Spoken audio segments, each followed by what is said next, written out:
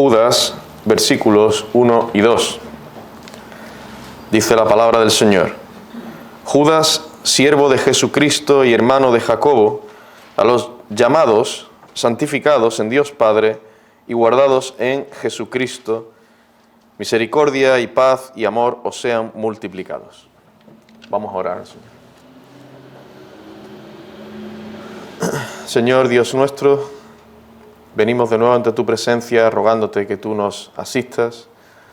Reconocemos nuestra necesidad de ti, tanto quien predica como quienes escuchan. Señor, te pedimos que tu Espíritu Santo obre en nosotros, traiga esta palabra a nuestros corazones, la pongamos en práctica, Señor. Tú obres, oh Dios, en aquellas almas que están lejos de ti. Señor, ten misericordia y podamos ver tu salvación en medio de nosotros. Obra en medio de tu pueblo, Señor. Obra en tus hijos una mayor santidad, piedad. Para la gloria de tu santo nombre te lo pedimos. Por Cristo. Amén, Señor. Amén. En esta mañana voy a comenzar una serie en la epístola de Judas. Y debo reconocer que para la preparación de este sermón he sido ayudado por un material presentado por John Benton, quien es pastor de una iglesia bautista en Inglaterra. Esta epístola de Judas es pequeña en lo que se refiere al número de versículos, pero es grande y rica en enseñanza. Se escribió posiblemente entre los años 50 y 75 después de Cristo, y no parece que esté dirigida a ninguna iglesia en particular, sino que en cierto sentido habla a toda la iglesia universal. El trasfondo en el que fue escrita es en medio de una creciente influencia de personas que decían ser cristianos, que incluso se encontraban dentro de la iglesia local, pero que realmente estaban propagando unas falsas enseñanzas obtenidas de supuestas revelaciones que tenían. Pero además, las vidas de estos falsos maestros estaban llenas de inmoralidad e impiedad. Ante este panorama, Judas se ve en la necesidad de escribir a los verdaderos creyentes para destapar a estos impíos. En este sermón, lo que voy a hacer será examinar los dos primeros versículos con el objetivo de obtener algunas enseñanzas y aplicaciones prácticas. Así que veremos por ahora solo la salutación, que son estos dos versículos. En primer lugar, debemos considerar quién era Judas. Vamos a ver quién era Judas.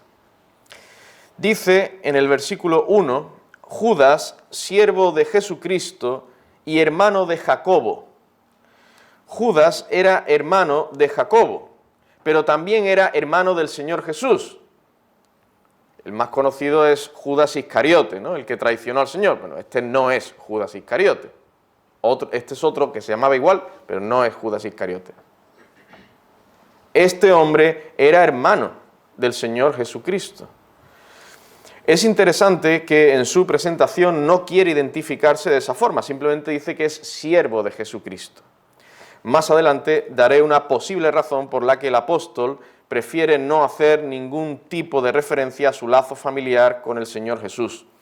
Ahora presentaré algunos textos que nos muestran la relación de parentesco que existía entre Judas, Jesucristo y Jacobo.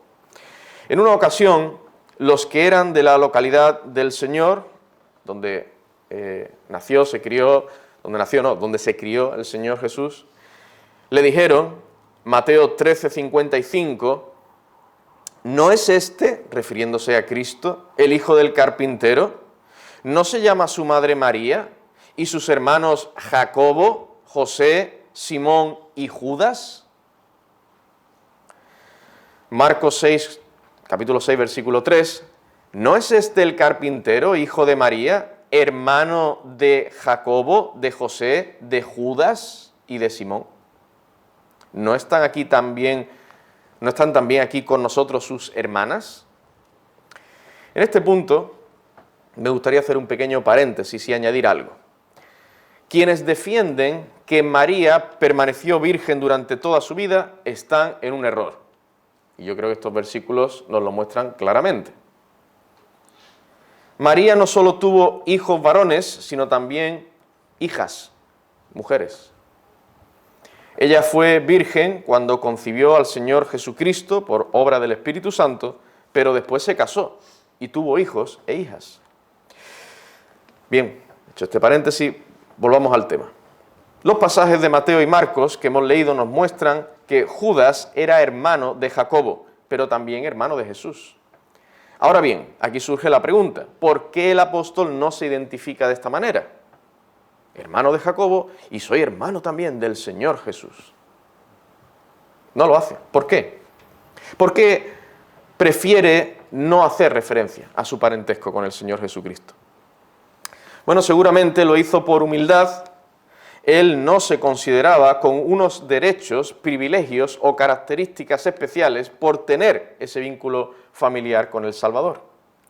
Pero también pudo haber usado la frase siervo de Jesucristo para hacerle ver a los falsos maestros cuál debe ser la posición de todo aquel que sea un verdadero cristiano. Llegados a este punto, debo resumir cuál era la actitud de esos falsos maestros. Estos hombres se consideraban de una élite superior, eran orgullosos, engreídos, se creían poseedores de un conocimiento y una verdad superiores. Decían recibir revelaciones especiales a través de sueños. Y hermanos, hoy en día todavía hay algunos que dicen tener revelaciones de parte de Dios a través de sueños. Dicen ser cristianos y dicen, el Señor me ha hablado en sueños. Esto no está hoy en día, eso no es así. No debemos creer a tales personas. Habrán soñado lo que hayan soñado, pero eso no es revelación de Dios. Dice el versículo 8, no obstante, de la misma manera, también estos soñadores, el apóstol los llama soñadores. ¿Y todo esto a qué les llevaba a estas personas? Pues nada más y nada menos que a ponerse a la altura o incluso por encima de los ángeles. ¿Cómo podemos llegar a esta conclusión? Pues por lo que tenemos en los versículos 8 y 10, que dice, no obstante, de la misma manera, también estos soñadores mancillan la carne, rechazan la autoridad y blasfeman de las potestades superiores. Pero cuando el arcángel Miguel contendía con el diablo, disputando con él por el cuerpo de Moisés, no se atrevió a proferir juicio de maldición contra él, sino que dijo, el Señor te reprenda. Pero estos blasfeman de cuantas cosas no conocen y en las que por naturaleza conocen, se corrompen como animales irracionales. Uy, qué falta de amor de Judas, ¿eh? Pero mira, una falta de amor impresionante. Qué manera de hablar a estas personas que, oye, estaban dentro de la iglesia local, pobrecillos. ¿No? Un poquito más suave, Judas. Se van a sentir ofendidos. Se pueden sentir mal.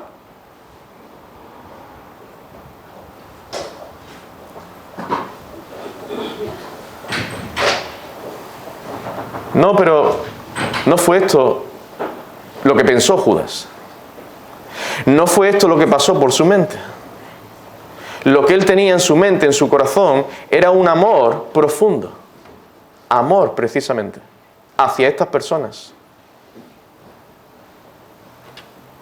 Y dijo, lo que debía decir.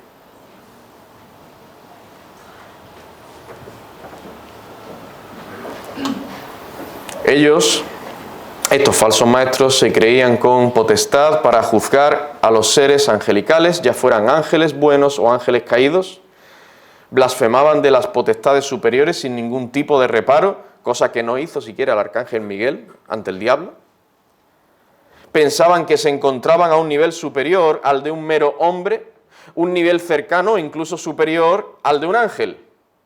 Y viendo esa actitud, por eso el apóstol les advierte en el versículo 6, a los ángeles que no guardaron su dignidad, los ha guardado bajo oscuridad en prisiones eternas para el juicio del gran día. Es como si les dijera el apóstol, ni los ángeles escapan al juicio de Dios.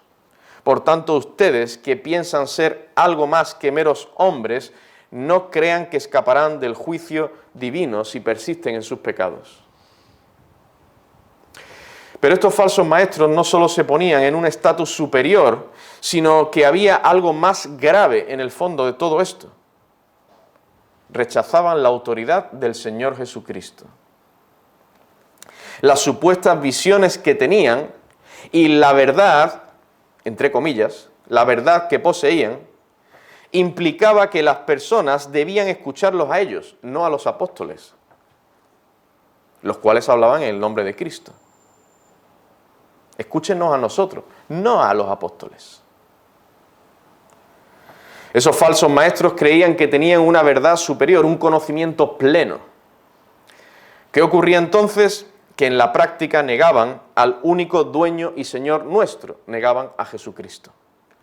Esto es lo que tenemos al final del versículo 4. Y niegan al único soberano y Señor Jesucristo. Esta traducción es de la Biblia de las Américas y es la que más se acerca al texto original, que dice: al único dueño y Señor de nosotros, Jesucristo, están negando. Esto es lo que dice literalmente. Negaban a Cristo en la práctica. Podrían decir que eran cristianos, pero en la práctica negaban al Señor y la autoridad del Señor. Pues bien, según lo que acabamos de ver, muy seguramente la razón por la que Judas se identifica como siervo de Jesucristo y no hace ninguna referencia a su vínculo familiar con el Señor es para mostrar la humildad que debe tener todo verdadero creyente y la sumisión ante el Salvador, ante el Rey de Reyes.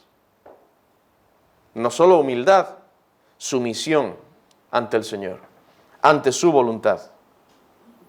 Estos falsos maestros se encontraban en el polo opuesto. Decían ser creyentes, pero eran orgullosos, altivos y en la práctica negaban al Señor Jesucristo. Y esto nos lleva al segundo punto. ¿Quiénes son los receptores? Los receptores de la epístola. Al final del versículo 1 dice: a los llamados, santificados en Dios Padre y guardados en Jesucristo. Esta carta está dirigida a los llamados, santificados y guardados en Jesucristo, es decir, a los verdaderos creyentes. Tales personas son las receptoras de esta epístola. Y a continuación vamos a fijarnos en estos tres aspectos que nombra Judas en su carta. En primer lugar, un verdadero cristiano ha sido llamado eficazmente, los llamados. Y añadimos lo de eficaz para enfatizar que Dios no falla, ni se equivoca, ni fracasa cuando llama a una persona.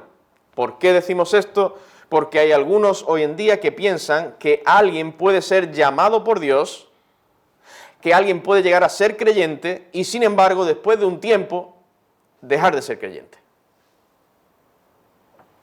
Apostatar. Ya no es un verdadero creyente. Esto es completamente falso.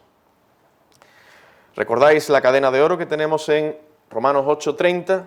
Y a los que predestinó, a estos también llamó, y a los que llamó, a estos también justificó, y a los que justificó, a estos también glorificó.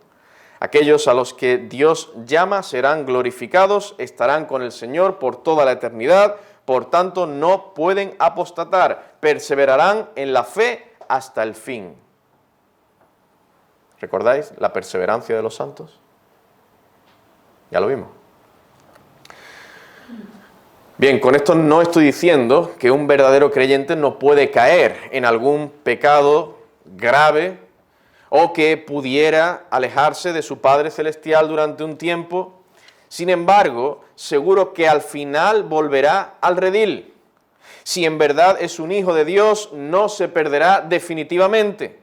Por eso el apóstol Pablo escribía en Filipenses 1:6, estando persuadido de esto, que el que comenzó en vosotros la buena obra, la perfeccionará hasta el día de Jesucristo. Cuando el Señor llama a una persona, ya no hay marcha atrás. Y si alguien apostata de la fe, o parece que está apostatando, dicha persona estará mostrando que nunca fue verdaderamente llamada por Dios. Hermanos, hay muchos que saben aparentar muy bien la fe.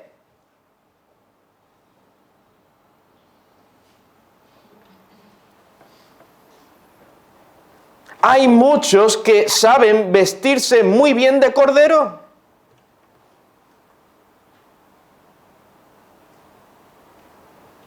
Y tapan todas sus partes. Lo cubren con la piel de cordero. Y no se ve nada del lobo que hay dentro. No se ve nada. Hasta que llega un momento donde el Señor lo revela.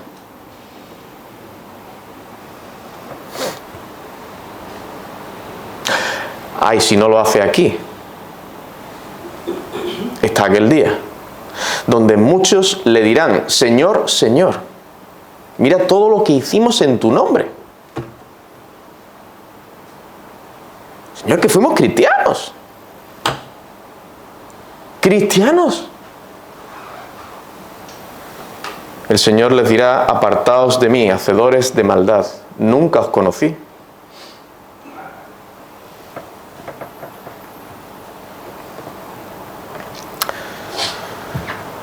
Pero, ¿qué usa el Señor para llamar eficazmente? Pues usa su palabra, no la revelación natural, es decir, no lo que vemos en la creación, no por la filosofía humana, ni por la ciencia. Es por su palabra, haciendo uso de ella, Dios llama a las personas. Dice en 2 Tesalonicenses capítulo 2, versículos 13 y 14, pero nosotros debemos dar siempre gracias a Dios respecto a vosotros, hermanos amados por el Señor, de que Dios os haya escogido desde el principio para salvación, mediante la santificación por el Espíritu y la fe en la verdad, a lo cual os llamó mediante nuestro Evangelio para alcanzar la gloria de nuestro Señor Jesucristo. Dios llama mediante el Evangelio. ¿Y dónde se encuentra ¿Dónde se encuentra el Evangelio? En las Santas Escrituras, la palabra de Dios. Por último, nos preguntamos, ¿cómo realiza el Señor este llamamiento eficaz? Pues el Espíritu Santo trae esa palabra a la mente y hace que baje al corazón, lo cual significa que obra en esa persona para que entienda el mensaje del Evangelio. Y no solo lo entienda, no solo entienda el idioma en el que se transmite, ¿no?, ese Evangelio, sino que comprenda las implicaciones que tiene ese Evangelio para su vida.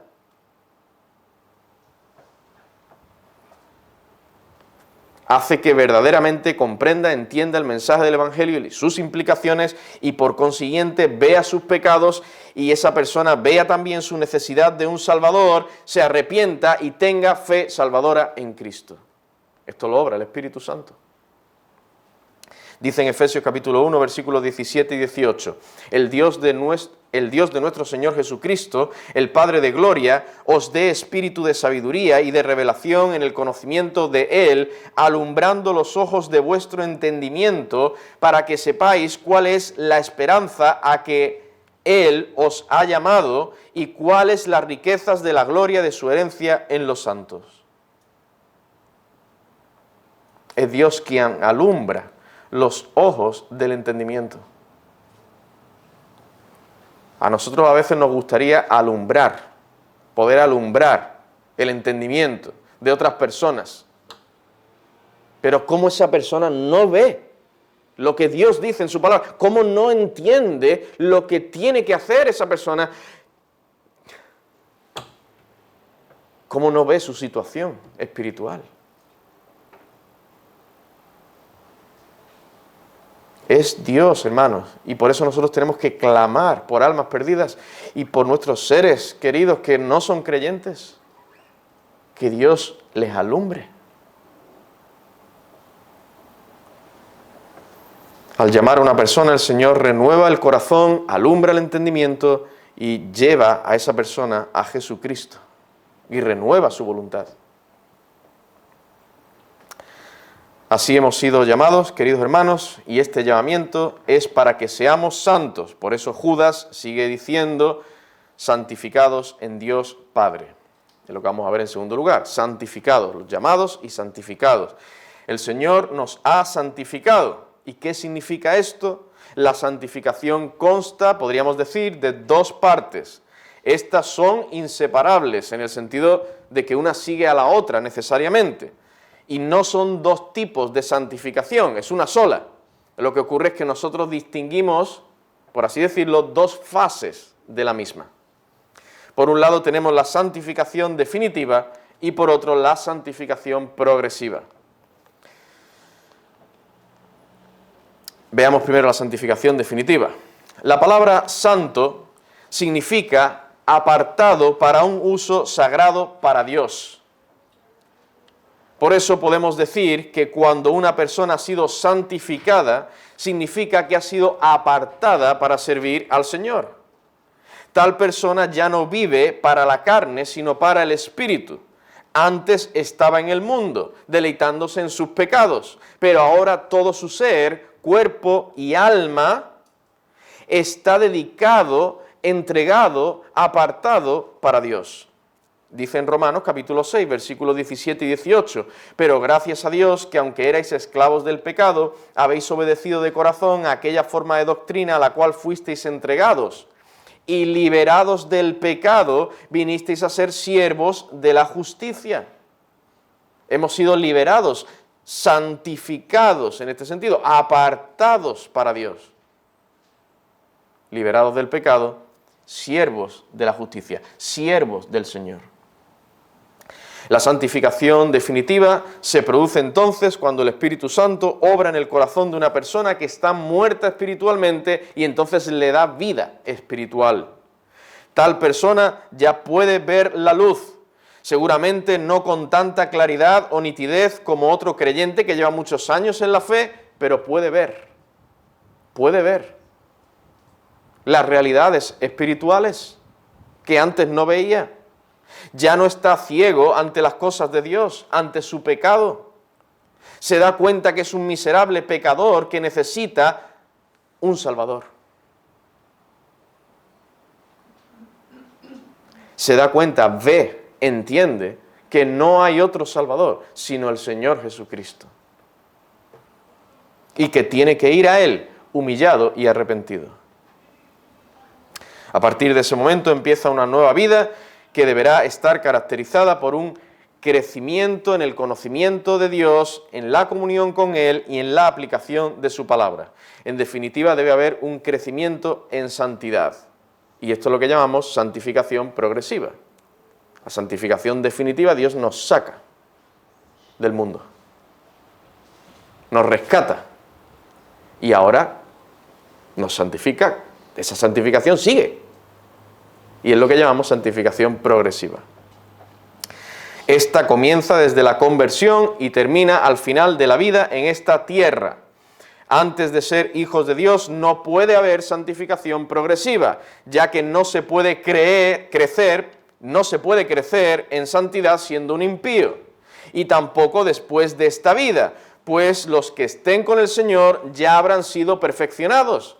Ya no hay lugar a una santificación progresiva, ya somos perfeccionados, glorificados.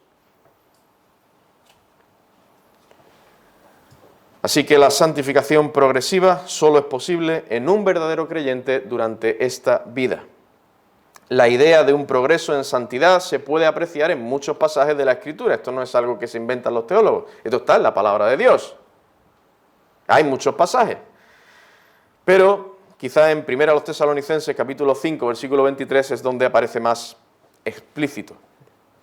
Dice ahí, 1 Tesalonicenses 5, 23, y el mismo Dios de paz os santifique por completo y todo vuestro ser, espíritu, alma y cuerpo sea guardado irreprensible para la venida de nuestro Señor Jesucristo. Aquí está hablando a creyentes. Queridos hermanos, esto significa claramente que todavía no hemos sido santificados por completo.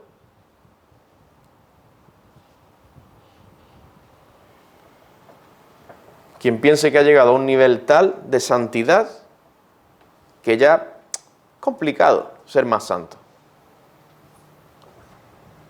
Esa persona está en el principio de la caída.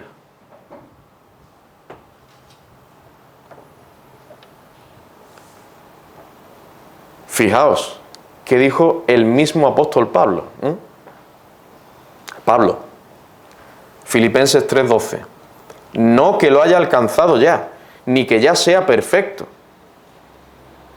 No, pero tú eres Pablo, el gran apóstol de los gentiles, ¿no? Él mismo lo reconoce. No que lo haya alcanzado ya, ni que ya sea perfecto, sino que prosigo por ver si logro asir aquello para lo cual fui también asido por Cristo Jesús. Pablo todavía no era perfecto, del mismo modo que ningún creyente, mientras se encuentre en este cuerpo mortal, alcanzará la perfección en santidad. Pero daos cuenta que el apóstol no usa esto como excusa para no crecer. Bueno, como no soy perfecto, pues da igual si me esfuerzo para crecer en santidad o no. No. Él sigue diciendo, prosigo, sino que prosigo, continúo, sigo adelante. Aquí está la idea de un corredor que se esfuerza por seguir corriendo, por ver si logro asir aquello para lo cual fui también asido por Cristo Jesús. Así debemos nosotros, hermanos, tomar ejemplo de Pablo y esforzarnos en la obediencia al Señor, pues sigue diciendo en el versículo 17, hermanos, sed imitadores de mí, y mirad a los que así se conducen según el ejemplo que tenéis en nosotros.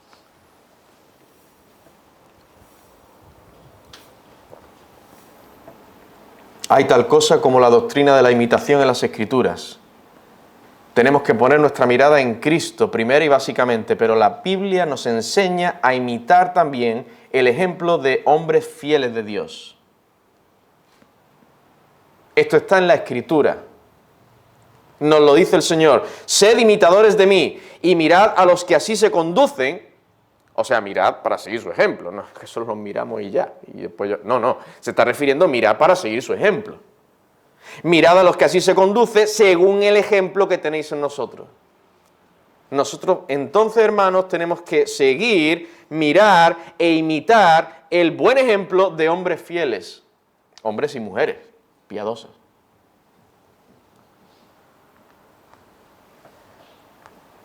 Y seguir su ejemplo, ¿sí? Si ellos están siguiendo a Cristo, seguir su ejemplo, claro.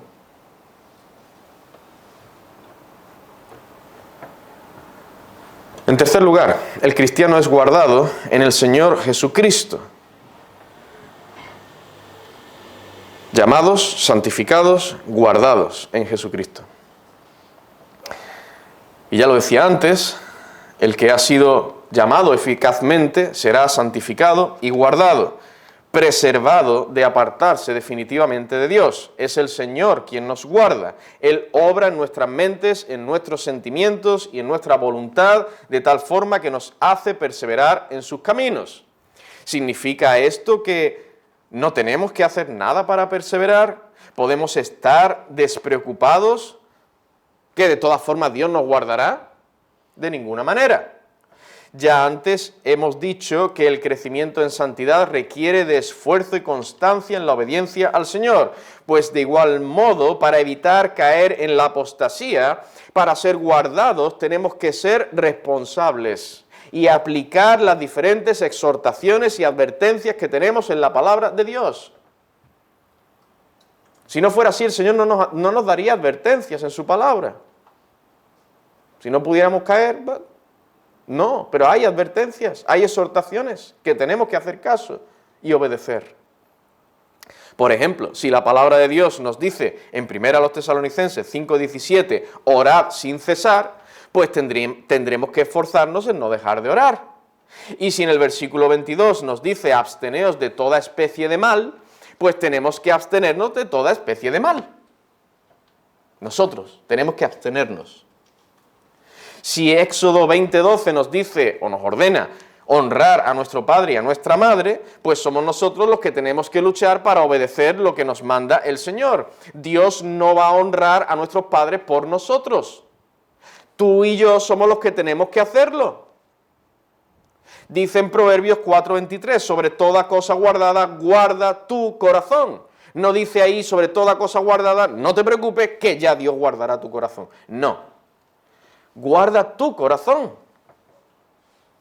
En este versículo se nos ordena directamente a nosotros a guardar nuestros corazones. Mi querido hermano, tenemos una responsabilidad.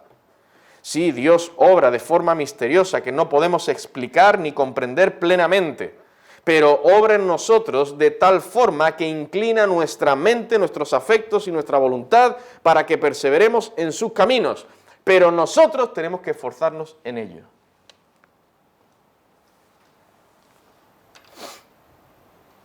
De nuevo, la soberanía de Dios y la responsabilidad humana.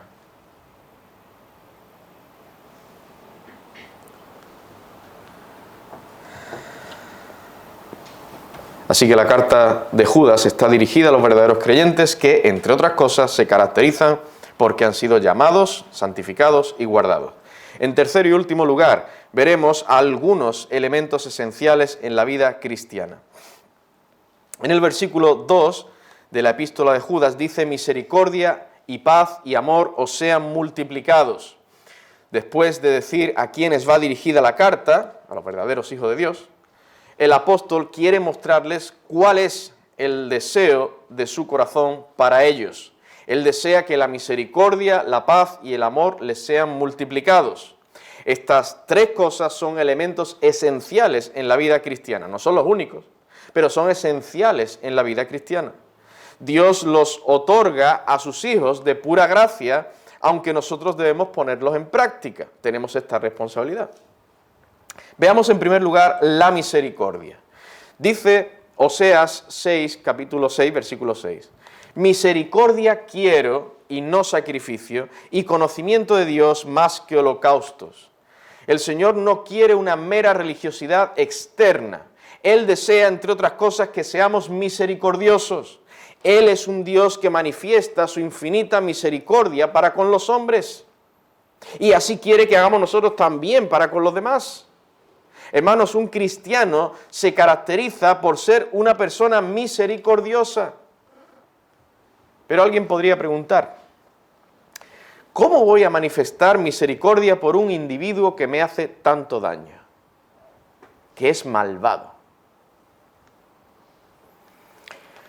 Mi querido hermano, resulta que ese, precisamente, es el significado de la misericordia. Es decir, hacer el bien a personas que se encuentran en una condición de miseria espiritual. No merecen compasión, pero tenemos que ser compasivos con ellos. Si hacemos el bien con los que nos hacen el bien, ¿qué hacemos de más? Dijo el Señor Jesucristo. Eso hacen los malvados. Le hacen bien y devuelven un bien. Tenemos que hacer bien también a los que nos hacen un mal. Cuando tengamos la ocasión, en lo que podamos, si tienen una necesidad,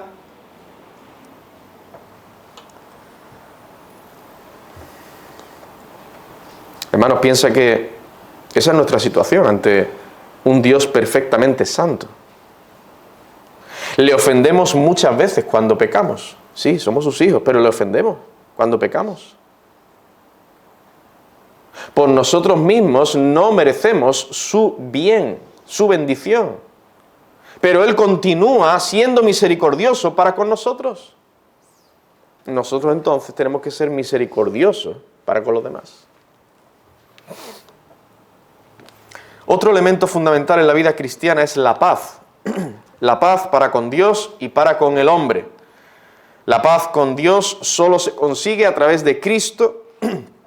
Solo el Señor Jesús puede reconciliarnos con Dios Padre de tal manera que ya no haya enemistad con Él, sino paz. Pero probablemente cuando Judas dice paz os sea multiplicada, se está refiriendo principalmente a la paz entre los hombres y más concretamente a la paz entre los hermanos en la fe. Esto solo se puede conseguir en una congregación donde hay unidad. Y la unidad solo es posible donde todos creen y aplican la verdad de la palabra de Dios. Y hay que creer y aplicar. Porque si todos dicen creer lo mismo, pero hay algunos que se conducen como a ellos mejor les parece, los tales podrían empezar a crear problemas y esto no contribuye en nada a la unidad.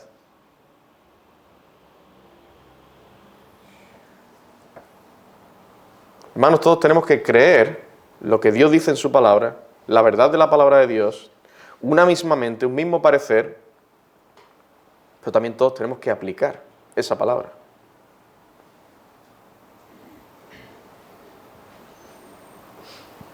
Y los que digan una cosa con sus labios, tengan una cara aquí, y después en sus vidas privadas digan otras cosas y tengan otra cara,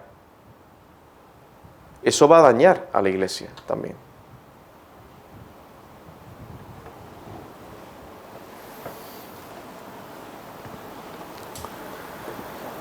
El Señor nos guarde de tal cosa. En 1 Tesalonicenses capítulo 5, versículo 13 dice: tened paz entre vosotros. Está hablando a los creyentes, a la iglesia. Tened paz entre vosotros. Y Efesios 4:1, versículos 1 al 3, dice: yo pues, preso en el Señor, os ruego que andéis como es digno de la vocación con que fuisteis llamados, con toda humildad y mansedumbre, soportándoos con paciencia los unos a los otros en amor, solícitos en guardar la unidad del Espíritu en el vínculo de la paz. Hermanos, no podrá haber paz si no estamos todos aplicando la palabra de Dios. No solo el jueves y el domingo, cada día de nuestra vida, en nuestros hogares, en nuestros centros de trabajo o de estudio. Cuando tú estás siendo fiel al Señor en privado, o en tu trabajo, o en la calle, tú estás siendo solícito en guardar la unidad del Espíritu en el vínculo de la paz. ¿Sí?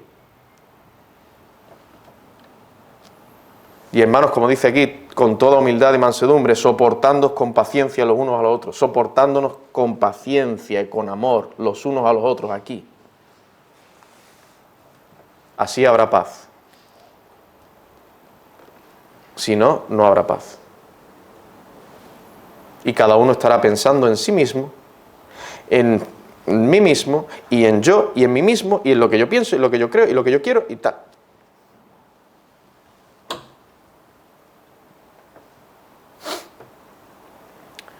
Esos son los que empiezan a minar la paz en la iglesia. Claro.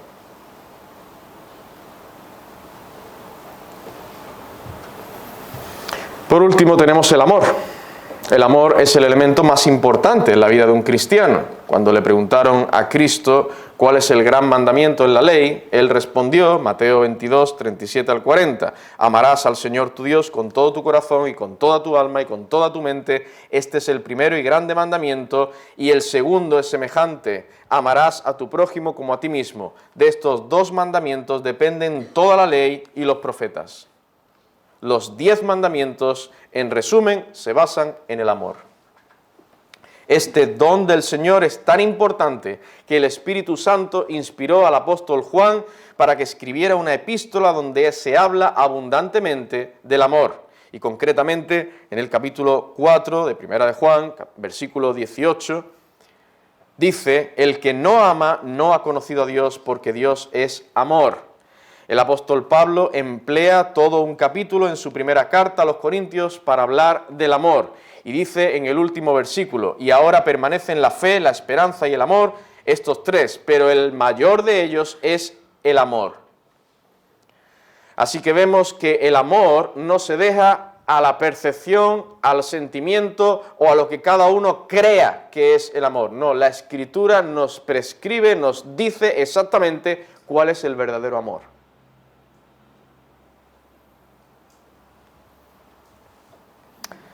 Y se podría hablar mucho acerca del amor, pero lo único que quiero destacar es que, hermanos, debemos amarnos los unos a los otros como Cristo nos ha amado. Y también amar a nuestros enemigos. Dijo el Señor Jesucristo: amad a vuestros enemigos, bendecid a los que os maldicen, haced bien a los que os aborrecen y orad por los que os ultrajan y os persiguen, porque si amáis a los que os aman, ¿qué recompensa tendréis? Hermanos, el Señor nos llama a amar incluso a nuestros enemigos. ¿No seremos nosotros capaces de amar a nuestro hermano que tenemos al lado? ¿No seremos capaces nosotros de amar al pastor que nos habla y nos predica fielmente la palabra de Dios? Es que como lo hace tan duro y tan serio y tan brusco, como el pastor es... y el carácter... ¿Te está predicando la palabra de Dios? ¿Te está predicando las Santas Escrituras? ¿Sí o no? Sí. ¿Es conforme a la palabra de Dios lo que está predicando? Sí. ¿Sí? Pues recíbelo. Y ama a ese siervo de Dios. El Señor nos llama a amar a nuestros enemigos. ¿No vamos a amar a un hermano nuestro que no nos saluda? Lleva ya 2 domingos que es que ni me saluda. Porque no esperamos ni al tercero. O sea, ya en el segundo que no nos salude, ahí ya vienen los pensamientos. Hermano, tenemos que aplicar la palabra de Dios, ¿no? Tenemos que obedecer al Señor.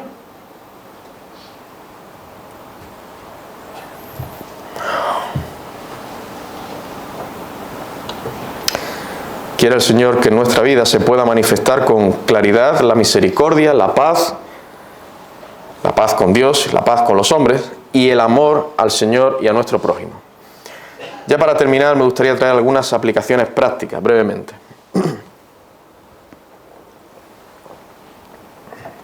Primera aplicación, no nos desesperemos, hermanos, si tenemos familiares inconversos. Judas fue incrédulo durante años. Pasó mucho tiempo viviendo junto al mismísimo Dios encarnado y sin embargo permanecía endurecido. Dice en Juan 7:5, porque ni aun sus hermanos creían en él. Pero el Señor tuvo misericordia de ese hombre y obró en su corazón. En este caso, Judas pasó a ser un hijo de Dios en la edad adulta, siendo un hombre joven no mayor de 30 años, porque Judas era más pequeño en edad que el Señor Jesús. Sin embargo, en otras personas, el Señor puede obrar siendo niños, adolescentes o también ya siendo ancianos. No nos desanimemos, sigamos orando por nuestros familiares y seres queridos que no son creyentes, tengan la edad que tengan. Aún por los niños, tenemos que orar. Necesitan a Cristo. Segunda aplicación. Los vínculos sanguíneos no salvan a nadie.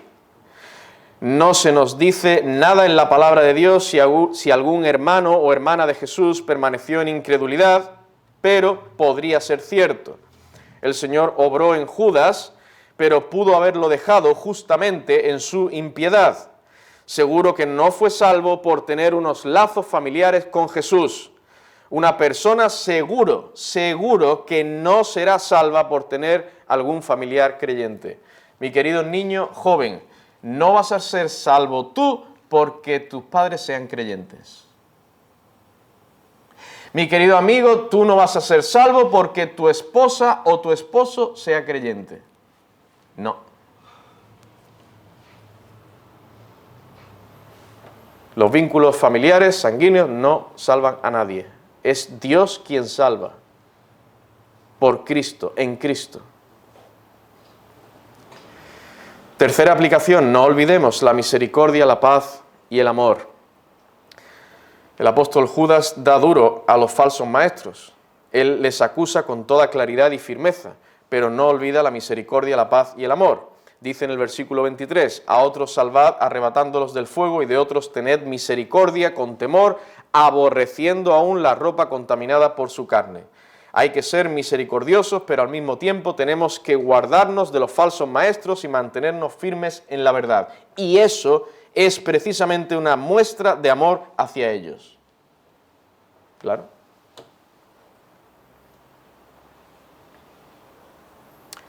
Además, es por amor a las almas que el apóstol Judas les habló, el amor a las almas de esos falsos maestros, que el apóstol les habló tan duramente. Y aunque no lo parezca, con esta epístola el apóstol está luchando por la paz en la iglesia. No habrá una iglesia en verdadera paz si hay falsos maestros que solo consiguen causar división y justificar el pecado con sus falsas enseñanzas.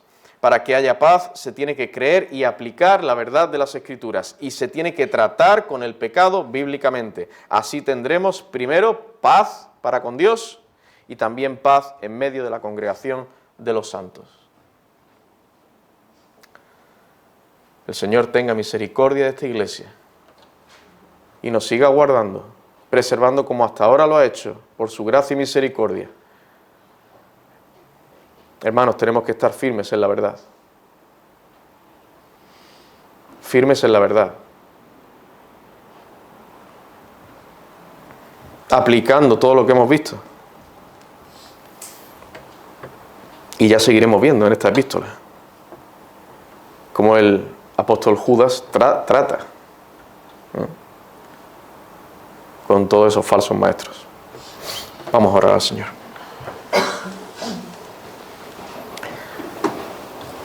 Señor y Dios nuestro, te damos gracias por esta palabra que tú nos has traído. Oh Dios, somos torpes, dados a olvidar. Señor, ten misericordia. Clava esta palabra en nuestros corazones. Ayúdanos, Señor, a seguir la misericordia, la paz y el amor.